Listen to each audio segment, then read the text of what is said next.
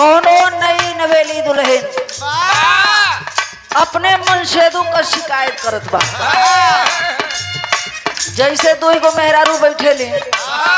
नैकी नैकी जोड़ा कौसो बियाह भइल ह तो वो आपस में बतियन के कहो फलानी तुहार मन से तू कैसन हवा तो वो अगर आपन निमन चाहे बाउर बता ले हम तो वो पूछिए कि तुहार कैसन हवा बाउर बतौले रहे तो बाउर बताइए, निमन बतौले रहे तो निमन बताइए। इहो बात सही है। अगर मेहरारू अपने मन से दुख का कोनो शिकायत बतिया के दुखी होके रोवत बा तो दूसर की बा उनका मन से दू में कितनो अच्छाई रही तो वो तनी एक दो हाथ घुरइए बतिया दी। वो मेहरारू कहत बा सखी सैया सखी बलमा सखी सैया कदर न जाने बारी रे उमरिया के सैया कदर न जाने बारी रे उमरिया के सखी सैया कदर न जाने बारी रे उमरिया के सखी बलमा सखी सैया सखी बलमा कदर न जाने बारी रे उमरिया के सखी सैया कदर न जाने बारी रे उमरिया के सखी बलमा कदर न जाने बारी रे उमरिया के अरे केतनो जोगा के राखी अरे केतनो जोगा के राखी अपन कोमल शरीरिया के अरे केतनो जोगा के राखी अपन कोमल शरीरिया के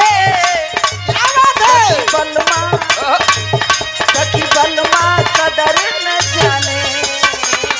बारी रे उमरिया रे बलमा कदर न जाने बारी रे उमरिया के सखी बलमा कदर न जाने बारी रे उमरिया के एक बात और कहलस का कहलस नया नोहर बानी नए बानी कनिया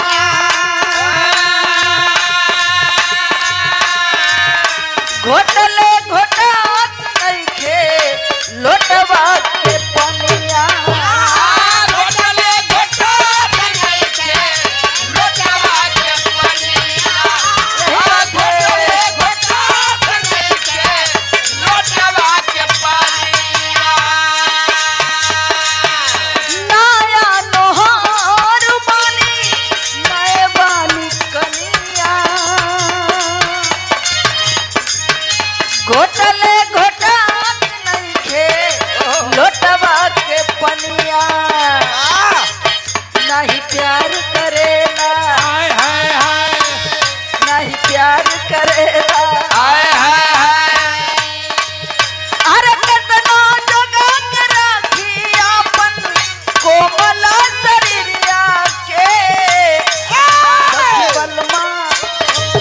सखी बलमा कदर न जाने बारी रे उमरिया के बलमा कदर न जाने बारी रे उमरिया के सखी बलमा कदर न जाने बारी रे उमरिया के तो दूसर की मेहरारू शिकायत करत बा खा के पान ओहो जनी जान खा के पान जनी जान तू हमारा हो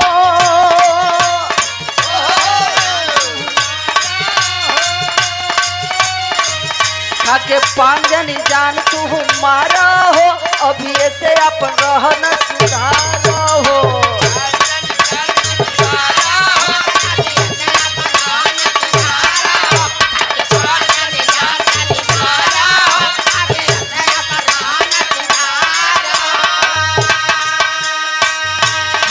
पांजनी जान तू हमारा हो अभी ऐसे आप रहन सुधारा हो